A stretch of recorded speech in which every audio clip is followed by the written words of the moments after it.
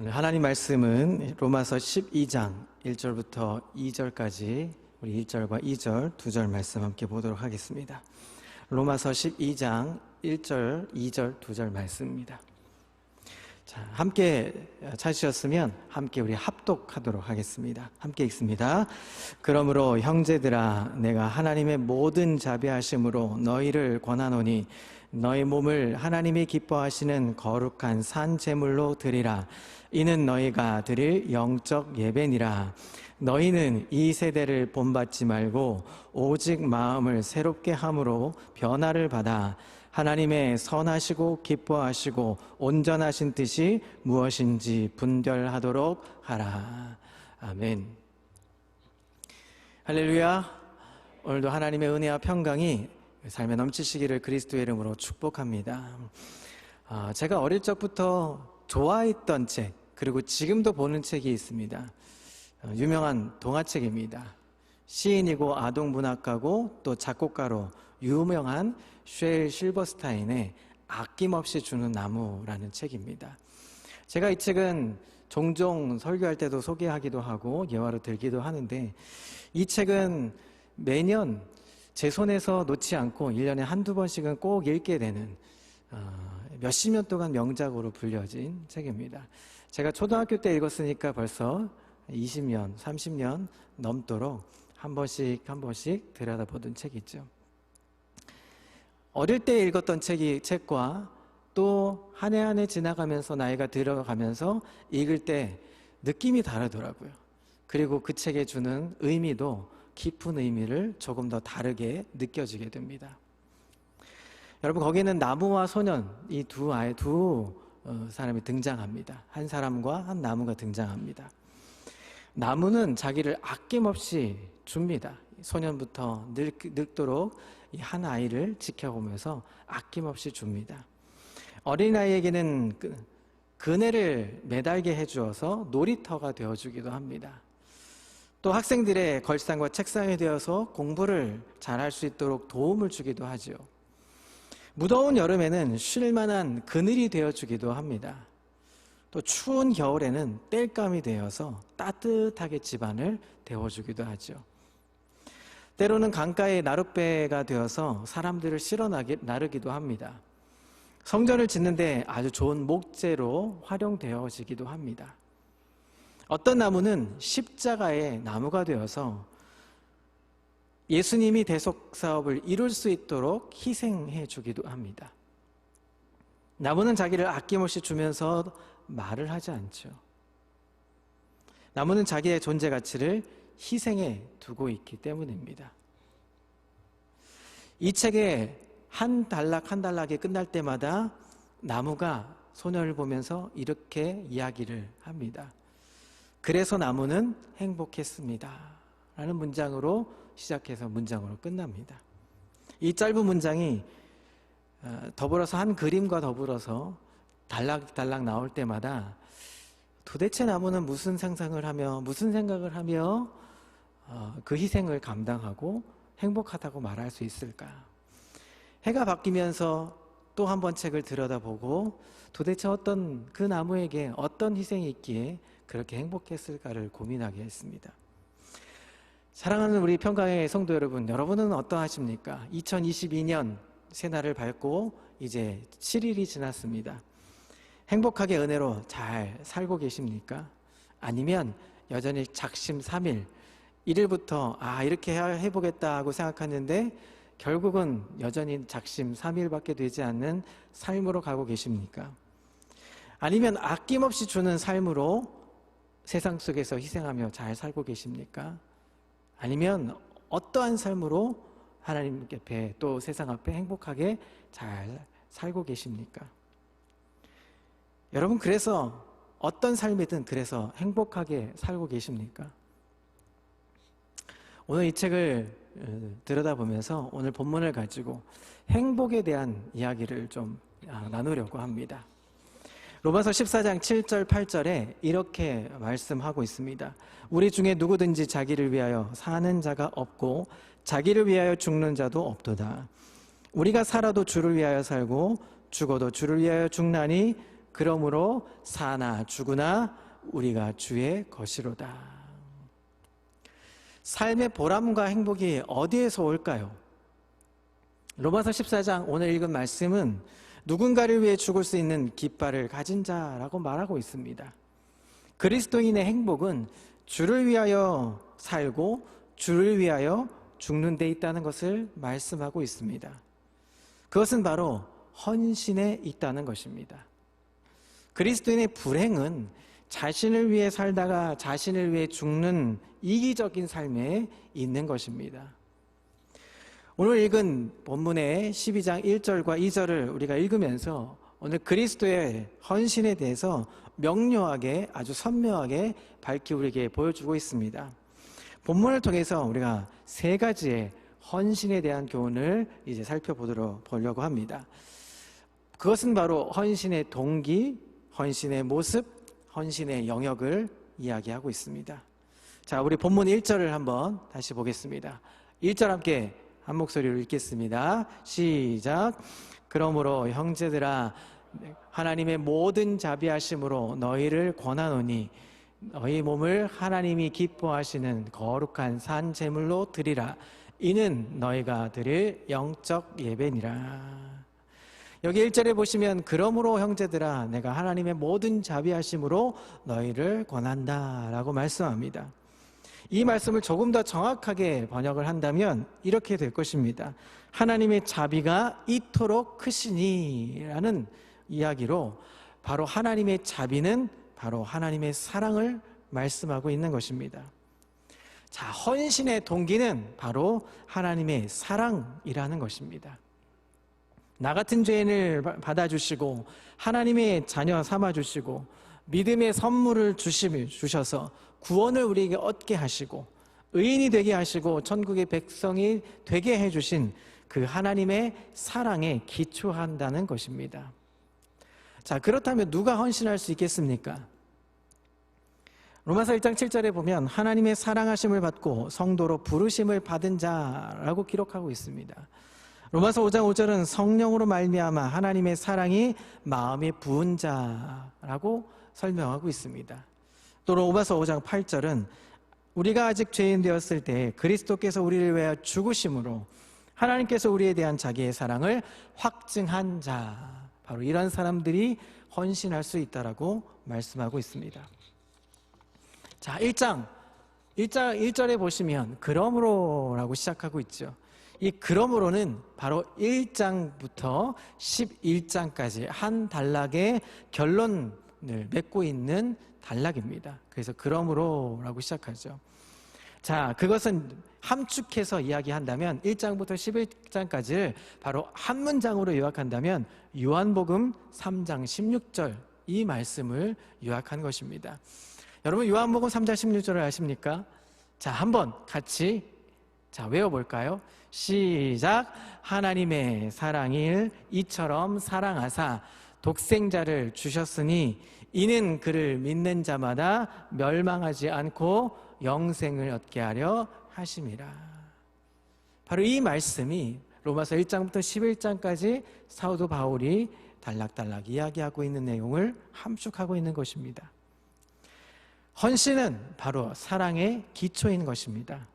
사랑에 기초하지 않은 헌신은 무너집니다. 헌신의 동기가 하나님의 인정을 받으려는 것이나 자기의 실력을 발휘하는 것이나 자기의 재능을 자랑하는 것이나 인기나 명예에 두는 것이나 자기의 의의를 충족하는 것이나 맹목적인 열심, 또 그 헌신은 얼마가지 못해서 결국 모래 위에 집을 지은 것처럼 시험이나 환난이 오면 그냥 와르르 무너지고 마는 것입니다. 그러나 그리스도의 피 묻은 사랑에 기초한 헌신은 비바람이 몰아쳐도 창수가 나고 바람이 불어도 반석 위에 지은 것처럼 그 헌신은 무너지지 않는다라고 말씀하고 있는 것입니다. 사랑에 기초한 헌신은 탈진이란 단어를 쓸 수가 없습니다. 공치사가 없습니다. 교만하거나 독선적이거나 사람의 평가에 좌지우지되지 않습니다. 헌신하면 할수록 더 사랑이 깊어지고 헌신하면 할수록 힘이 나게 되고 헌신하면 할수록 더 겸손해지는 것이 바로 사랑에 기초하기 때문인 것입니다. 여러분, 베드로의 헌신을 한번 보십시오.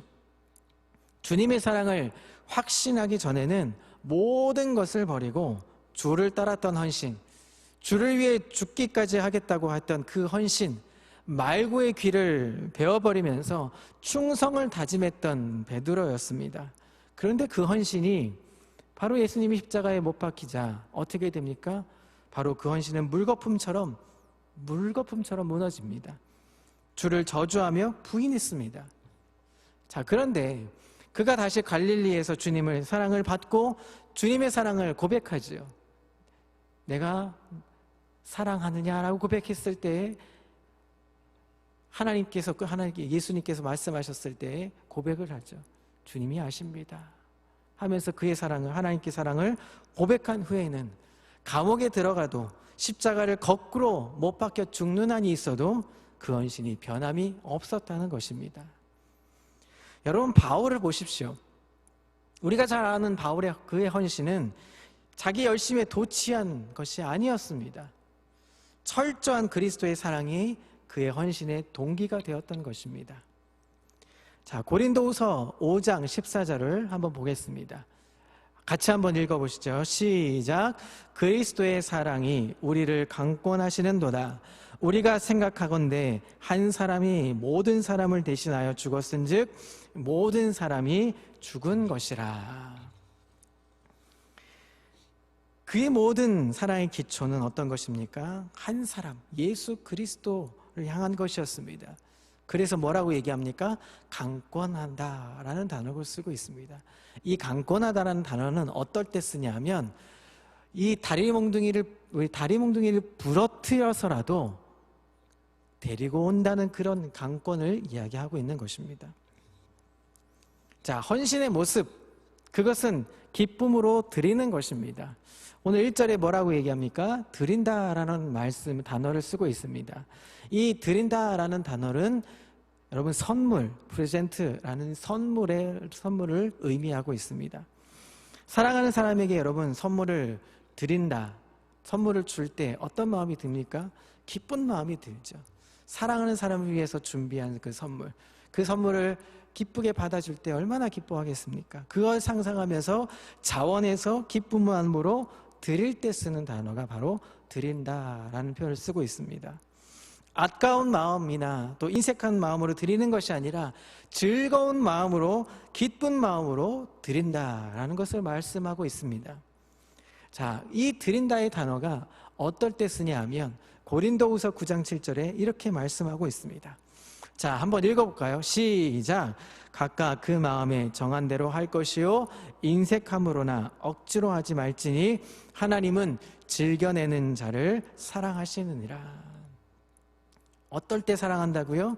즐겨낼 때, 기쁨으로 드릴 때, 선물 같은 마음으로 하나님께 자원해서 드릴 때 하나님이 기뻐하신다고 말씀하는 것입니다. 하나님께서 독생자를 선물로 주시고 믿음을 선물로 주시고 성경을 선물로 주시고 가장 좋은 은사를 선물로 주시고 거저 주시는 그것을 생각할 때 여러분, 나도 기쁨으로 선물을 드리듯이 하나님께 헌신하며 희생하며 바쳐서 드릴 수 있는 것입니다. 따라서 헌신은 강요하지 않습니다. 억지로 하는 것이 아닙니다. 자연스럽게 하는 것이 바로 헌신인 것입니다.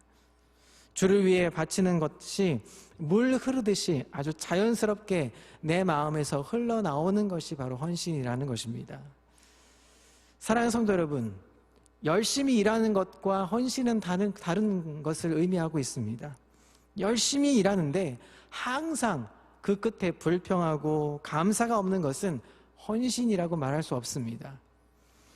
이런 자는 마치 하루 종일 밭에 나가 일을 하면서도 나는 염소 새끼 하나도 주지 않는다는 이 마다들의 모습, 아버지에 대한 그 마다들에 대한 마음을 드러내는 것과 같다는 것입니다. 헌신은 그렇게 하는 것이 아니죠. 기쁨으로, 자원하는 마음으로 드리는 것입니다. 자, 그러면 오늘 본문에 어떻게 드리라고 말씀하고 있을까요? 자, 1절 다시 한번 읽어보겠습니다. 이제 빨간 줄 쳐진 부분을 좀 강조하면서 우리 한 번 더 읽어보겠습니다. 그러므로 시작. 그러므로 형제들아 내가 하나님의 모든 자비하심으로 너희를 권하노니 너희 몸을 하나님이 기뻐하시는 거룩한 산 제물로 드리라. 이는 너희가 드릴 영적 예배니라. 자, 빨간 글씨를 보시죠. 너희 몸을 하나님이 어떻게 해요? 기뻐하시는 산 제물로 드리라 라고 말씀하고 있습니다. 첫 번째 어떤 것을 드려야 할까요? 몸을 드려야 하는 것입니다. 헌신을 생각만 하는 자가 아닙니다. 헌신할 때 머릿속으로 생각만 하는 것이 아니라 말로만 하는 것이 아니라 직접 몸으로 헌신을 실천하는 자입니다. 억지로 몸을 움직이는 자가 아니라는 것입니다. 주여 내가 드릴 것은 이 몸밖에 없습니다. 그래서 이 몸을 드립니다. 우리 찬송의 고백도 있죠. 몸밖에 드릴 것 없어 이 몸 바칩니다. 그의 찬송의 고백처럼 우리가 몸으로 드리는 것입니다. 고린도전서 6장 19절에 이렇게 말씀합니다. 너희 몸은 너희가 하나님께로부터 받은 바 너희 가운데 계신 성령의 전인 줄을 알지 못하느냐. 너희는 너희 자신의 것이 아니라. 누구 거죠? 하나님 것입니다. 주의 것이기 때문에 당연히 주님께 기쁨으로 드릴 수 있는 것입니다. 자, 두 번째 어떻게 드려야 한다는 걸까요? 연락되도록 하나님이 받으시도록 드려야 한다는 것입니다. 드리는 것을 하나의 의무나 책임으로 여겨서는 안 되는 것이죠. 그래서 거기서 끝나면 헌신이라고 말할 수 없는 것입니다. 하나님이 기뻐하시도록 하나님이 연락되도록 드리는 것입니다. 따지고 보면 헌신하는 그것으로 그치는 것이 아니라 하나님께 기쁨으로 드리는 것입니다. 가인은 하나님께 제사를 드렸습니다. 그렇지만 기쁨으로 드리지 못했습니다. 그러나 아벨은 어떻게 드립니까? 그의 제사를 드리면서 하나님께 기쁨으로 드렸습니다. 자, 고린도서 5장 9절에 이렇게 말씀합니다. 그런즉 우리의 몸으로 있든지 떠나든지 주를 기쁘시게 하는 자가 되기를 힘쓰라라고 말하고 있습니다. 에베소서 5장 10절은 주를 기쁘시게 할 것이 무엇인가 시험하여 보라 라고 얘기하고 있습니다. 그만큼 우리가 하나님께 기쁨으로 드리도록 우리의 생각과 우리의 마음과 우리의 열정을 하나님께 연락되도록 드려야 한다고 성경은 말씀하고 있습니다. 세 번째 어떻게 드려야 합니까? 거룩하게 드려야 한다고 말씀하고 있습니다. 거룩이라는 단어는 우리가 잘 알고 있죠. 구별되다라는 뜻을 갖고 있습니다. 우리가 이렇게 표현하죠. 성의, 성구, 성찬, 성도 이런 표기를 쓰죠. 거룩할 성자를 앞에 붙입니다. 이 모든 것이 무엇 때문입니까? 바로 우리가 입는 것, 우리가 모든 행하는 것, 우리가 읽는 것, 그 모든 것들이 다 어떤 거라고요? 구별됐기 때문에 그렇게 붙이는 것입니다. 우리의 헌신은 세상 사람들이 열심히 봉사하는 것과는 다른 것입니다. 세상 사람들은 구제한다고 떠들어대지만 우리는 어떻게 합니까? 모르게 합니다. 사실상 기독교가 더 많이, 교회가 더 많이 헌신하고 더 구제하고 더 섬기는데 알려지지 않죠. 세상 밖의 사람들은 더 많이 알리려고 노력합니다. 우리는 그렇게 헌신하지 않습니다. 헌신의 모두 구별되게 하나님께 드리는 것을 말하고 있습니다. 다 같이 하루를 열심히 뛰지만 성도는 누구를 위해 뜁니까? 주를 위해서 뛰는 것입니다. 일을 할 때도 우리가 누구를 위해서 하는 것입니까? 주를 위해서 하는 것입니다. 그것이 바로 거룩이라고 오늘 말씀하고 있는 것입니다. 거룩하게 구별된 자는 자신을 더럽히지 않습니다. 터툴리언이라는 사람이 이런 이야기를 합니다. 햇빛은 하수구까지 고르게 비추어 주어도 햇빛 자신은 더러워지지 않는다라고 말합니다. 그만큼 거룩한 것은 흐트러지지 않고 구별되어 있다는 것이죠. 자, 베드로전서 1장 15절에 이렇게 말하고 있습니다. 오직 너희를 부르신 거룩한 이처럼 너희도 모든 행실에 거룩한 자가 되어라 라고 말씀하고 있습니다. 그만큼 우리가 거룩한 모습으로 드릴 수 있기를 그리스도 이름으로 축복합니다. 네 번째, 우리가 어떻게 드려야 될까요? 우리가 몸으로 드렸고 우리가 연락되도록 기쁨으로 드리고 우리가 거룩하게 드려야 한다면 이제 마지막 우리가 최선을 다해 최고의 예배를 최고의 것으로 드려야 한다는 것입니다. 산 제사를 드린다는 것은 우리의 생명을 드린다는 것과 같은 의미입니다. 가장 귀한 것을 드리는 것을 말하는 것이죠. 여러분 가진 것 중에 가장 귀한 것이 무엇이 있습니까? 돈입니까? 명예입니까? 그 모든 것들이 다 유한한 것이죠. 우리가 드릴 수 있는 가장 최선의 것은, 최고의 것은 우리의 생명을 드리는 것입니다.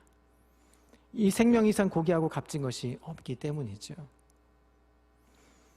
요한복음 15장 13절에 이렇게 말씀합니다. 사람이 친구를 위하여 자기 목숨을 버리면 이보다 더 큰 사랑이 없다라고 말씀합니다. 따라서 산 제사로 드린다는 것은 최선을 다해 최고로 헌신하라는 것입니다. 헌신을 흉내내는 것은 죽은 제사를 드리는 것과 같은 것입니다. 나에게 있으나 마나한 것을 드리는 것은 죽은 제사를 드리는 것입니다. 여러분 하나님께 어떻게 나오고 계십니까? 여러분 그냥저냥 올해도 그냥저냥 있는 모습 그냥 그대로 나아가시기 원하십니까? 있으나 마나한 것들을 드리기 원하십니까? 아니죠. 우리 기쁨으로 어떻게든 하나님께 최선을 다해서 최고를 드리기 위해서 우리는 노력해야 하는 것입니다. 여러분 그것을 드릴 때 받는 입장에서는 얼마나 기쁠까요? 그 최선을 다할 때, 그 최고의 준비를 했을 때 그 선물은 굉장히 값지고 놀라운 은혜로 다가오는 것입니다. 산 제사는 그런데 희생이 따릅니다. 산 제사에는 생동감이 있습니다. 산 제사에는 성령이 불어 있습니다. 이 헌신의 모습을 가만히 살펴보면 바로 예수님의 모습을 떠올릴 수 있습니다. 예수님이 육신의 몸을 입고 이 땅에 오셔서 하나님이 기뻐하시는 제물이 되셨습니다. 흠없고 점없고 거룩한 몸을 구별되게 바치셨습니다. 십자가에서 자기 목숨을, 자기 생명을 그냥 내어드렸다는 것이죠. 따라서 진정한 헌신의 모습은 바로 예수님의 헌신일 것입니다. 자, 이것이 무슨 말일까요? 참된 헌신은, 그 헌신을 하면 할수록 어떻게 되는 거예요? 예수님의 모습이 드러난다는 것입니다. 그러나 거짓된 헌신은 하면 할수록 냄새가 드러납니다. 자기 모습이 드러납니다. 자기 유익한 것을 드러내기 마련이라는 것입니다. 그래서 참된 헌신의 모습은 예수님의 형상입니다. 바로 예수님의 향기라는 것입니다. 사랑하는 성도 여러분, 몸을 드리고 연락되도록 드리고 거룩하게 드리면서 최고로 드릴 수 있는 올 한 해가 될 수 있기를 그리스도의 이름으로 축복합니다. 자, 그렇다면 이 헌신의 영역, 헌신의 범위가 있을 것입니다. 그것은 어떤 것입니까? 삶의 전 영역을 말씀하고 있습니다. 1절의 마지막에 뭐라고 얘기합니까? 이 너희가 드릴 영적 예배니라 라고 말씀하고 있습니다. 그것은 바로 영적 예배를 이야기하고 있습니다. 이 영적이라는 단어는 두 가지 의미를 쓰고 있습니다. 말 그대로, 문자 그대로 영적인 것, 그리고 온전한 것, 온전한 것을 이야기하고 있는 것입니다. 진실로 영적이라는 것은 삶의 전 영역 속에서 온전히 균형을 이루는 것을 말해주고 있습니다. 자, 예배가 무엇일까요? 여러분 예배를 정의할 때 어떻게 정의할 수 있겠습니까? 여러분 영적으로 예배를 드린다고 해서 주일날 모여서 찬송하고 기도하고 말씀 듣고 헌금하는 것이 그것이 전부입니까? 그것을 예배라고 다 말할 수 있을까요? 아닙니다. 영적인 예배는 일주일 내내 드려야 하는 것입니다. 매일매일 드려야 하는 것이죠. 교회에서만 드리는 것이 아니라 지금 모니터 앞에서 앉으면서 그 앉아있는 곳에서도 예배할 수 있는 것입니다. 그리고 내 삶의 전 영역에서 예배할 수 있는 것이죠. 내 삶 전체를 드리는 것, 그것이 바로 헌신을 의미하고 있는 것입니다. 오늘날 교회에서 신자, 교회 밖에서는 불신자, 그런 모습으로 사는 사람들이 얼마나 많은지 모릅니다. 왜일까요? 그것은 영적 예배로서 헌신이 잘못되었기 때문입니다. 진정한 영적인 예배는 교회에서만 드려지는 것이 아니라 일주일 내내 성경 말씀 보지 않고 가만히 있다가 주일이 되면 그냥 뭔가 꺼림직해서 나오는 그런 예배, 그런 형식이 아니라 의식적이고 형식적인 장엄한 예배가 드려지는 것이 아니라 가정에서, 직장에서, 삶의 터전에서, 인간의 관계 속에서도 부딪힐 때마다 내 삶 전 영역에서 하나님께 나를 드리는 것이 바로 헌신, 산제사라고 말할 수 있는 것입니다. 일주일 내내 예배하는 삶, 헌신의 삶이 없이 주일날만 나와서 썬데이 크리스찬처럼 주일날만 나와서 예배 드리는 것처럼 거룩한 척하는 것은 결국은 생명력이 없는 것입니다. 예배의 역동성이 사라지는 것입니다. 공예배와 삶 전 영역에서 이루어지는 예배, 그것이 연결되어 있을 때 진정한 예배, 진정한 헌신을 이룰 수 있게 된다는 것입니다. 물론 공예배가 중요합니다. 교회에서 함께 모여서 찬양하고 기도하고, 비록 지금 마스크를 쓰고 정말 더 헌신할 수 없는 상황도 있겠지만, 그렇게 말씀을 들으며 헌금을 드리며 봉사를 하며 가르치고 가르침을 또 받고 그런 교제가 있을 때 그것도 굉장히 중요한 일입니다. 그러나 진정으로 교회에서 공예배를 드리는 자는 그 공예배에서 드리는 힘을 가지고 삶의 현장으로 나아가야 되는 것입니다. 그것이 하나님의 사랑을 실천하는 것입니다. 세상 밖에서 어떻게 합니까? 복음을 전합니다. 섬김의 삶을 살아야 하는 것이죠. 남의 유익을 위해서 살아야 하는 것입니다. 세상의 빛과 소금의 역할을 감당해야 하는 것입니다. 그래서 교회 안에서의 이 삶과 교회 밖에서의 삶이 일치해야 하는 것이죠. 하나님 앞에서 삶과 사람들 앞에서의 삶이 다르면 안 되는 것입니다. 바로 균형을 이루어야 하는 것이죠. 이것이 본문에서 말하는 예배, 바로 영적 예배, 온전한 예배라고 말씀하고 있는 것입니다.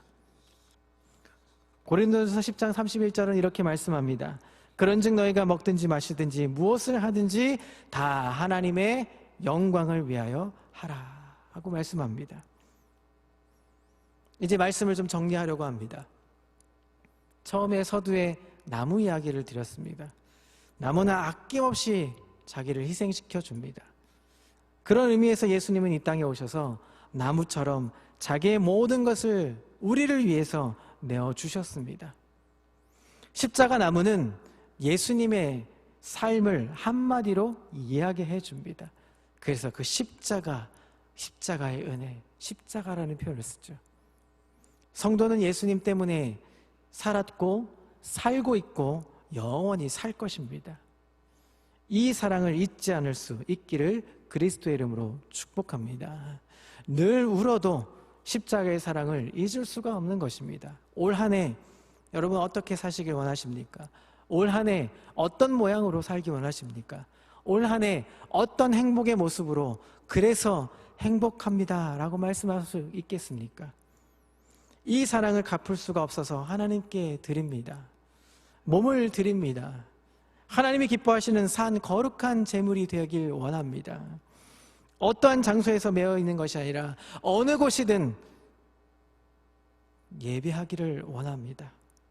삶 전체를 드리기를 원합니다. 우리가 남은 생에 아낌없이 주는 나무처럼 헌신할 수 있기를 그리스도의 이름으로 축복합니다. 여기에 예수님의 삶이 있는 크리스찬의 행복이라는 것입니다. 여러분 행복하십니까? 아멘이 나와야죠. 행복하십니까? 누구 때문에 행복할 수 있겠습니까? 예수님 때문에 행복할 수 있는 것입니다. 올 한 해 이제 첫 금요일 우리가 예배를 드리고 기도할 것입니다.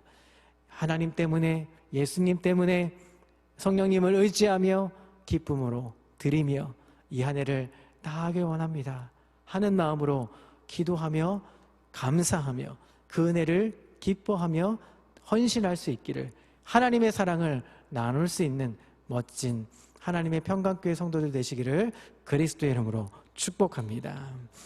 이 시간 우리 함께 말씀을 생각하면서 찬양 드리고 이제 기도의 자리로 나아가겠습니다.